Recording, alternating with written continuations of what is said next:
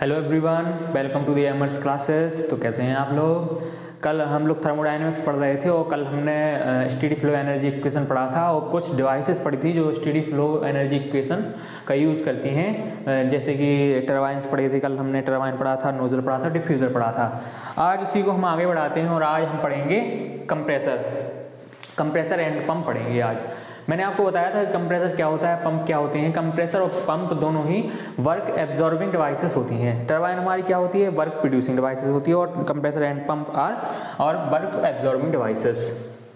तो fourth point पढ़ते हैं, कंप्रेसर स्लैश पंप। ठीक है, तो both are work absorbing devices. Sorry, हाँ, चलिए लिखते हैं इसमें first point, both are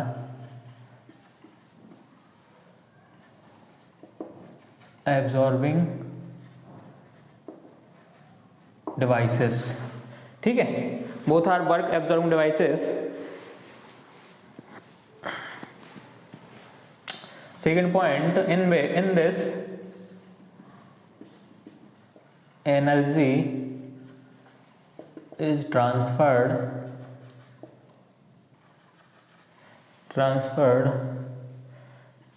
from rotor to liquid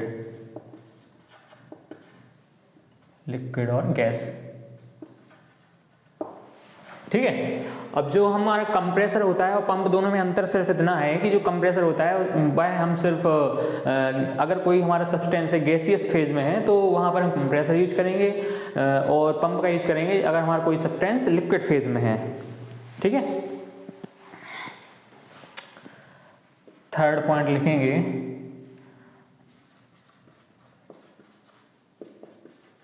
gaseous phase of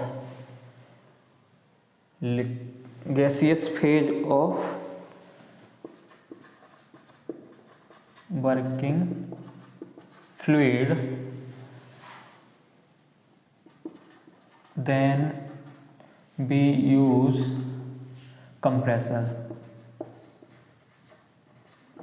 compressor and इसी में लिखेंगे compress both temperature and pressure increase in compressor. अगर हम कंप्रेसर यूज कर रहे हैं तो हमारा टेम्परेचर और प्रेशर दोनों में इंक्रीमेंट होगा। ठीक है, टेम्परेचर भी इंक्रीज होगा और हमारा प्रेशर भी क्या होगा, इंक्रीज होगा। बट इन पंप, सबसे पहले तो पंप का यूज कहाँ करते हैं, लिक्विड फेज में। Liquid phase of working fluid, तो वहां पर हम क्या यूज करते हैं, pump used. And in this only pressure increase, temperature में कोई डिफरेंस नहीं आता है, तो इसमें लिख देंगे प्रेशर इंक्रीज ओनली। ठीक है, ये हमारे कंप्रेसर और पंप निपट गए। अब इसमें हम SFEE और देख लेंगे, using SFEE steady flow energy equation देखेंगे। तो हम सब कुछ नेगलेक्ट मान के चलते हैं इसमें भी। Kinetic change in kinetic energy 0, change in potential energy also 0, and Q dot भी 0 हो जाएगा हमारा। ठीक है, तो क्या बचा फिर हमारे पास, H1 H2 प्लस W। अब हमारा क्या है, कंप्रेसर और पंप क्या है हमारा, both are work absorbing devices. अगर वर्क एब्जॉर्ब हो रहा है तो हमारा वर्क क्या होगा, W शुड बी नेगेटिव होगा। ठीक है, तो यहाँ पर जो वर्क आएगा वो नेगेटिव आएगा, तो इसको ऐसे लिखेंगे H1 equals to H2 minus W। तब W क्या होगा, H2 minus H1। This is our work for compressor and pump. ठीक है, H2 माइनस H1। फिफ्थ देखेंगे एवापोरेटर। नहीं, boiler and evaporator, boiler and evaporator, ठीक है। तो जो हमारी बॉयलर और एवापोरेटर है वो हमारी क्या है, एक तरीके से वो हमारी हीट एक्सचेंजर है। क्योंकि अगर हम बॉयलर को हमें पता है, क्योंकि बॉयलर का काम क्या है, वेपर को प्रोड्यूस करना, तो हम हीट सोर्स के द्वारा वाटर में हम हीट दे रहे हैं और वाटर से फिर वो वाटर का टेम्परेचर इंक्रीज हो रहा है और फिर वो वेपर में कन्वर्ट हो रहा है। तो बॉयलर हमारा क्या है, हीट एक्सचेंज है, एक तरीके से हीट एक्सचेंज हो रही है एक सिस्टम से दूसरे सिस्टम में, ऐसा कह सकते हैं हम। तो it is a heat exchanger, it is a heat exchanger, it is a heat exchanger device which is used to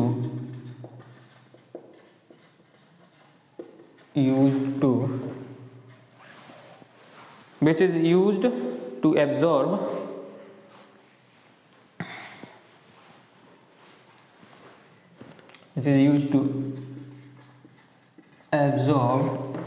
heat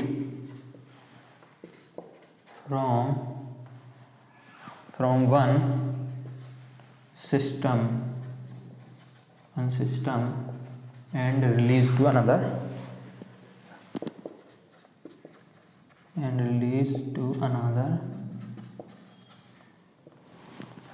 substance या सिस्टम, कुछ भी बोल दो, सब्सटेंस लिख दें चलो, ठीक है। One substance and release to another substance, ठीक है। That is our boiler and evaporator. अब यहाँ पर हम SFEE लगाएंगे यूजिंग SFEE। तो यहाँ पर क्या होगा हमारा H1 + Q = H2। Kinetic energy change 0, potential energy change 0, W 0, ठीक है। तो हमारा Q क्या होगा, H2 - H1, ठीक है। ये हमारे बॉयलर या ऑपरेटर के लिए हमारा Q निकल आया। इसके बाद हम देखेंगे कंडेंसर के लिए। कंडेंसर क्या होता है हमारा, कंडेंसर हमारा क्या होता है, कंडेंसर हीट को एब्जॉर्ब नहीं करता है, कंडेंसर हीट को वर्किंग फ्लूइड से बाहर निकालता है, दैट इज अवर कंडेंसर। तो मीन्स टेम्परेचर डिक्रीज करना, कंडेंसर यह भी एक तरीके का हीट एक्सचेंजर है which is used to decrease the energy of the working fluid. It is also a heat exchanger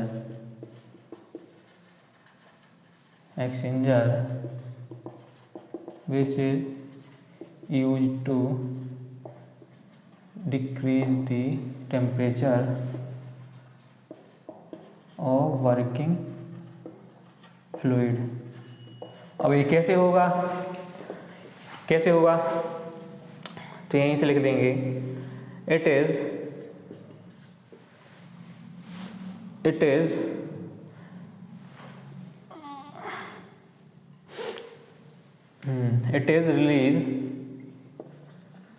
release the heat from the working fluid। जो हमारा वर्किंग फ्लूइड है उसमें से हीट को निकाल रहे हैं, तो जो हमारी हीट निकलेगी वो हमारी नेगेटिव में आएगी। सेम टू सेम यही फॉर्मूला है, SFEE लगाएंगे और एज्यूम करेंगे कि डेल के neglect, P V neglect and W we neglect, ठीक है। तो H1 + Q = W, जबकि जो Q है वो हमारा माइनस में आएगा। क्यों माइनस में आएगा, बिकॉज हीट रिलीज, ठीक है।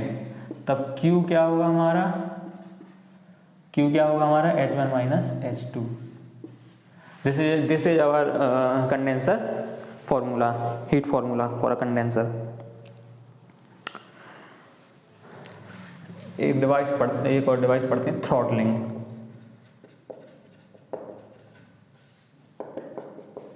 थ्रॉटलिंग को क्या बोलते हैं? Throttling is a restricted passage या रिस्ट्रिक्टेड पाथ या रिस्ट्रिक्टेड या माइनर होल पाथ, पैसेज बोलते हैं इसको, ठीक है। एक बहुत ही माइनर पैसेज होता है जहां से हमारा वर्किंग फ्लूइड फ्लो करता है।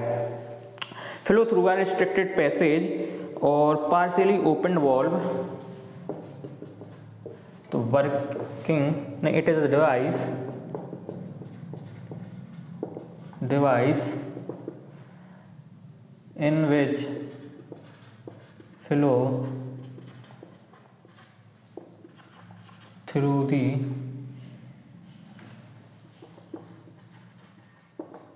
restricted passage और porous plug और partially opened valve, partially opened valve और porous plug,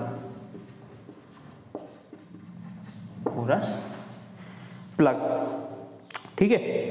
तो यहाँ पर हमारे थ्रॉटलिंग प्रोसेस में क्या होता है, एज्यूम मान के इसमें हम एजम्पशन लेके चलते हैं, SF लगाएंगे इसमें, तो KE भी हमारा 0 होगा, PE भी 0 होगा और Q चेंज भी 0 होगा हीट, और W भी 0 होगा।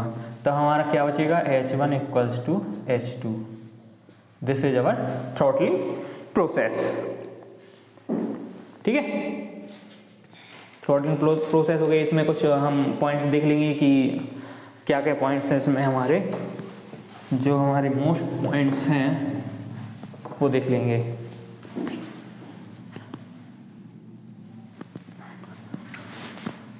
तो इसमें फर्स्ट पॉइंट देखेंगे, कांस्टेंट एंथैल्पी प्रोसेस होती है। In this enthalpy is constant, enthalpy is constant, so it is called enthalpic process, isenthalpic process, isenthalpic process, ठीक है। सेकेंड पॉइंट क्या होगा इसमें, it is irreversible, it is irreversible adiabatic process। irreversible क्यों होती है, ड्यू टू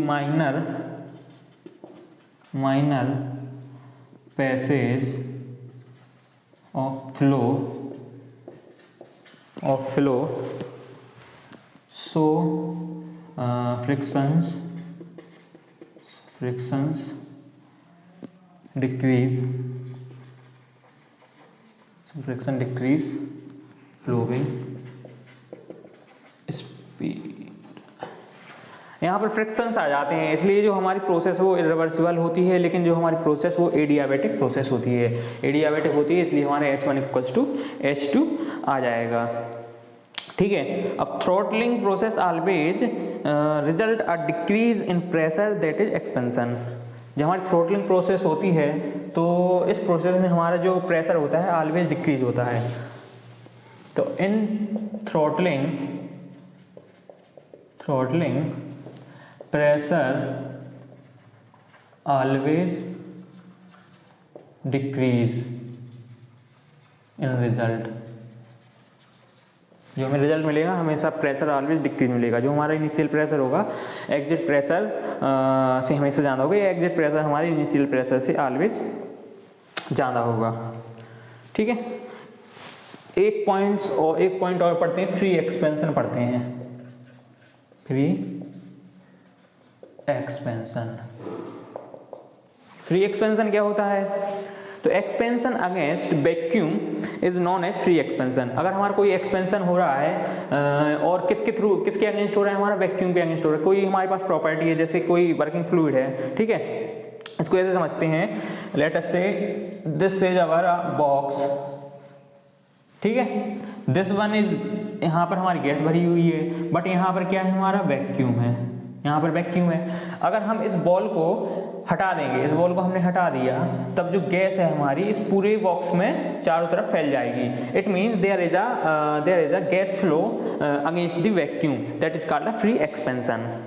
ठीक है, तो expansion against vacuum is known as free expansion and it is a case of irreversible process. And in the case of free expansion, फिर देखेंगे इसका equation भी देख लेंगे, लिखते हैं इसको। ठीक है, तो क्या था, हाँ, एक्सपेंशन अगेंस्ट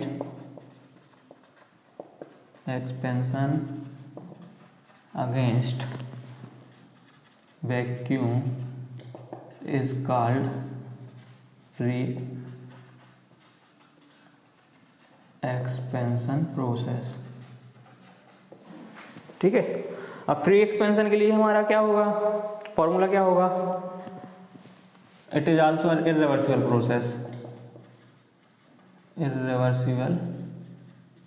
प्रोसेस, और we know that dq del q equals to de plus dw।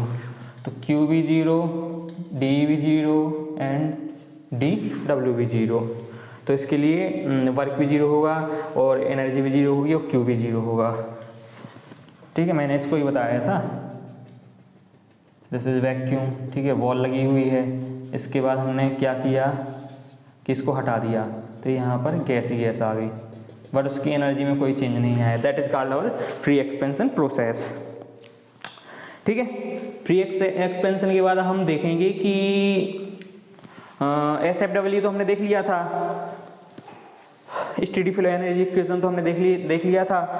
अब अगर टेम्परेचर, अब अगर टाइम के साथ प्रॉपर्टीज में चेंजेस हो रहे हैं, तो हमारी तो जो प्रोसेस बनेगी वो हमारी अनस्टेडी फ्लो प्रोसेस होगी।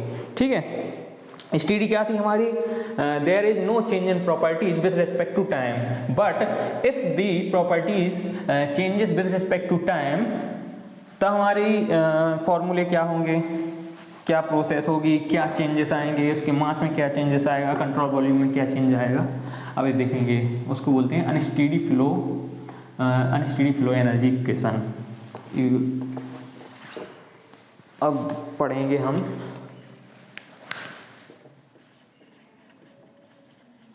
अनस्टेडी फ्लो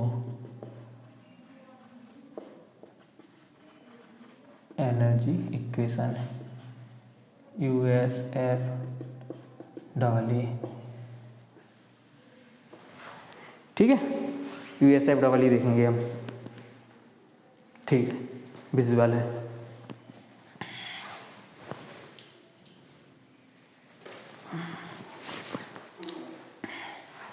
तो इसमें क्या है, properties changes with respect to time, property change with respect to time, and mass entry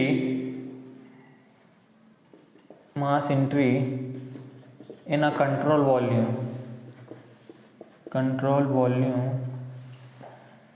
and mass exit in a control volume are different।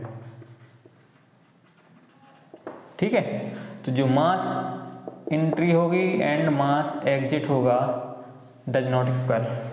ठीक है, यही बेसिक फॉर्मूला है इसका। और थर्ड पॉइंट देखेंगे कि अनस्टेडी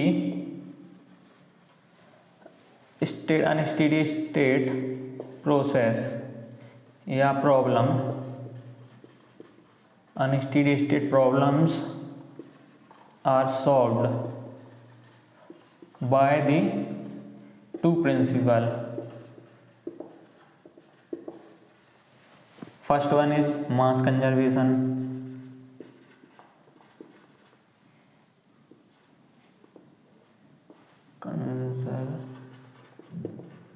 principle, और सेकंड क्या है हमारा, energy conservation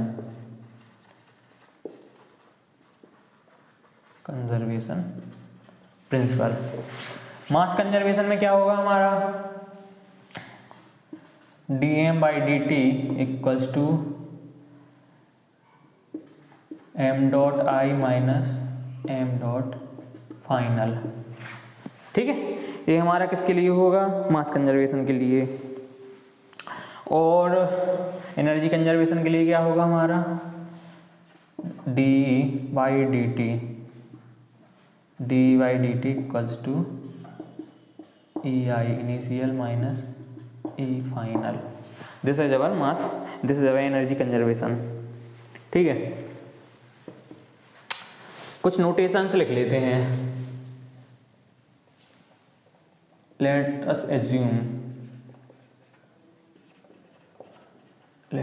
assume m.I mass flow, inlet mass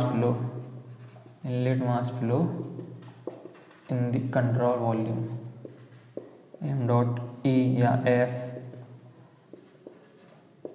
outlet mass flow in the CV। m1 क्या होगा, इनलेट मास कंजर्व, m2 आउटलेट मास कंजर्व। ठीक है,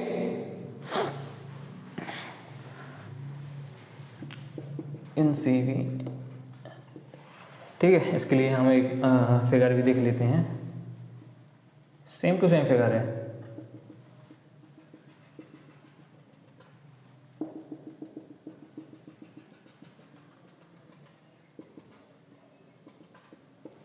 this is 1 and this is 2, this is MI and this is M exit. ठीक है, यहाँ पर कुछ प्रॉपर्टीज होगी। This is our control volume, but जो MI है, M entry does not equal to M final. Okay then,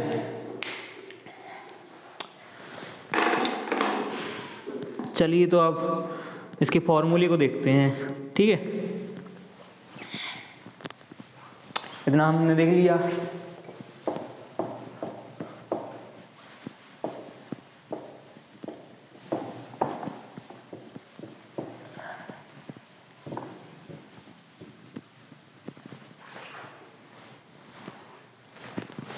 अब जो हमारा एनर्जी कंजर्वेशन प्रिंसिपल था dE/dt, वो क्या होगा हमारा, E initial minus E of final.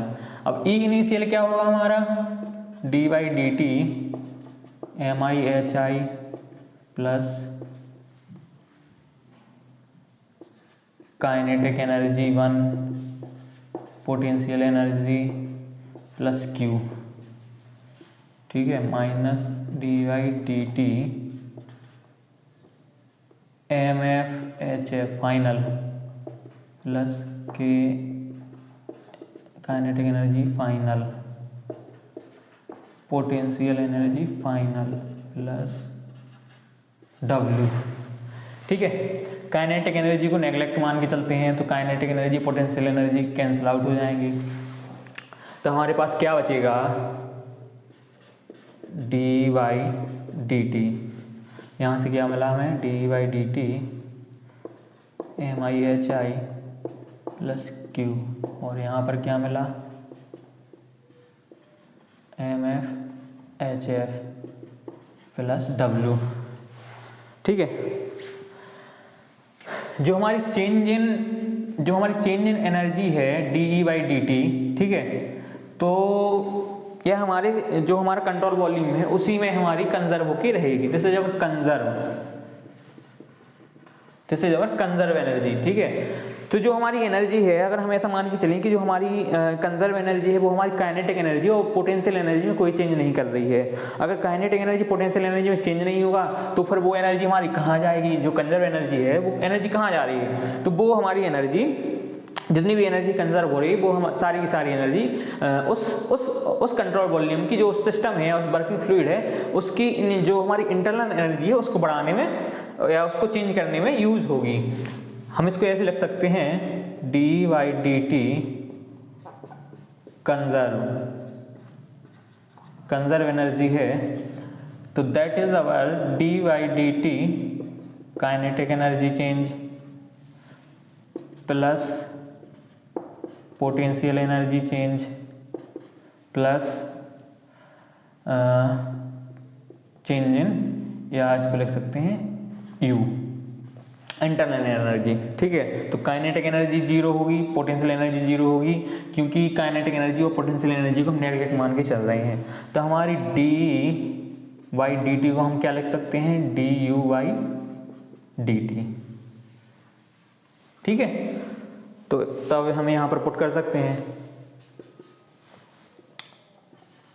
du/dt plus dy/dt mi/hi plus q minus dy/dt mf minus mf/hf plus w। ठीक है, ब्रैकेट को तोड़ देंगे,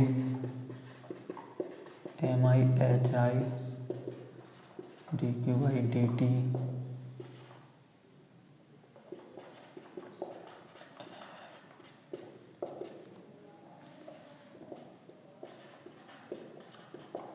dt।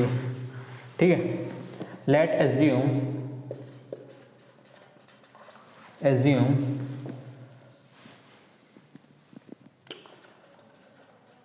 चेंज इन एंथैल्पी या enthalpy change in inlet and outlet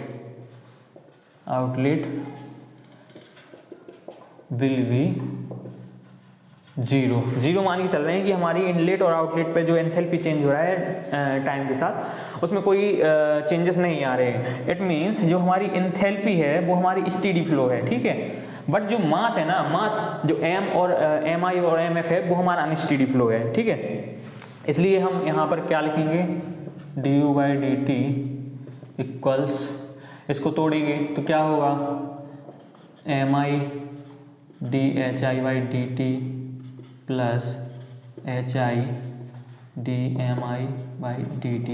तो जो हमारी dh/dt होगा वो हमारा जीरो हो जाएगा।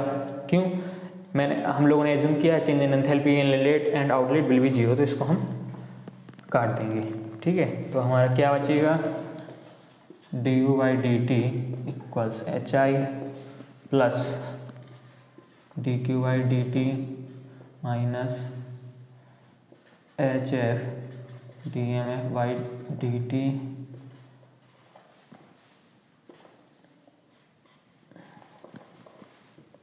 Minus dw/dt। ठीक है,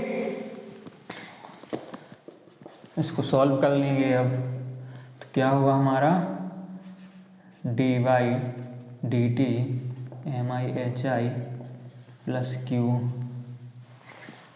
सेम टू सेम यही आ गया, बट यहाँ पर जो हमारा h है वो हमने h को नेगलेक्ट कर दिया है। ठीक है, तो इसको ऐसे भी लिख सकते हैं, ऐसा भी लिखा दे सकते हैं, कोई दिक्कत नहीं है, minus dy/dt hf mf plus w du/dt।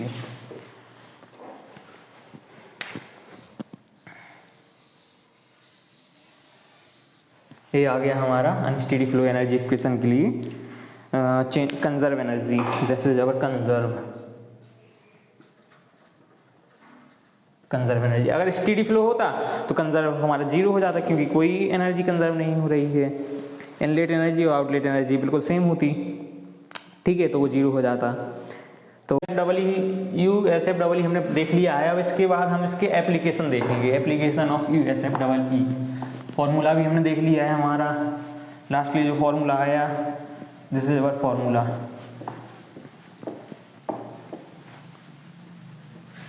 अब हम देखेंगे application of USFEE।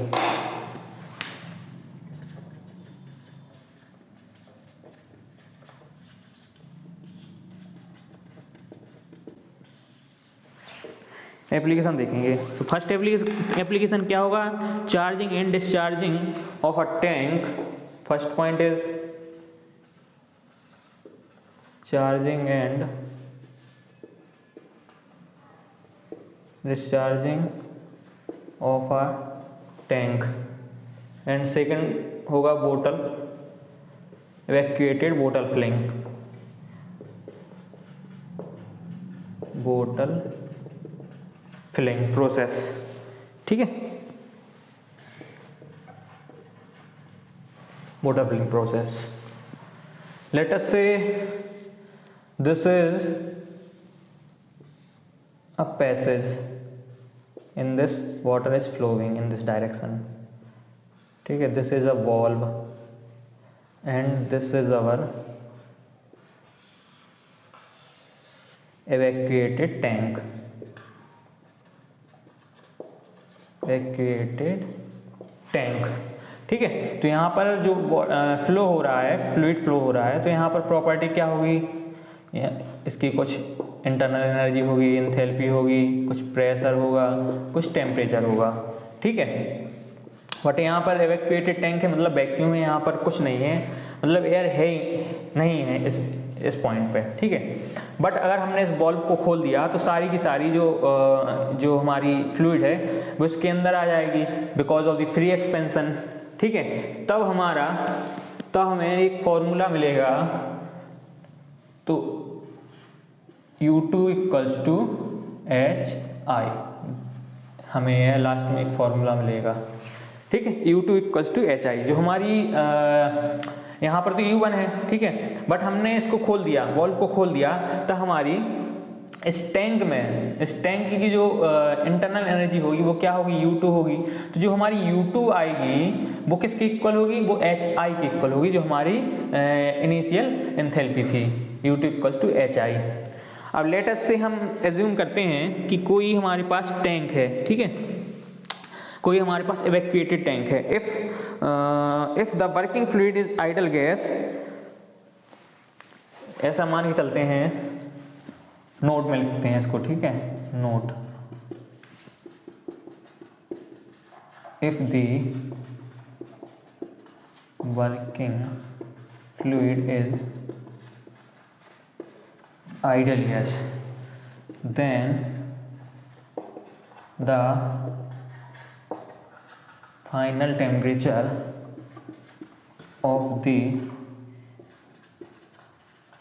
evacuated tank after the filling or valve opened, तो हमारा फाइनल टेम्परेचर क्या होगा, T final equals to gamma times T initial.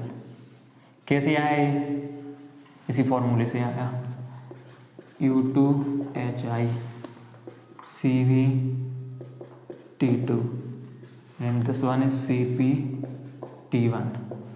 ठीक है, T2 CP by CV T1, T2 क्या होगा, गामा टाइम्स T1। यहाँ से आया हमारा फाइनल टेम्परेचर।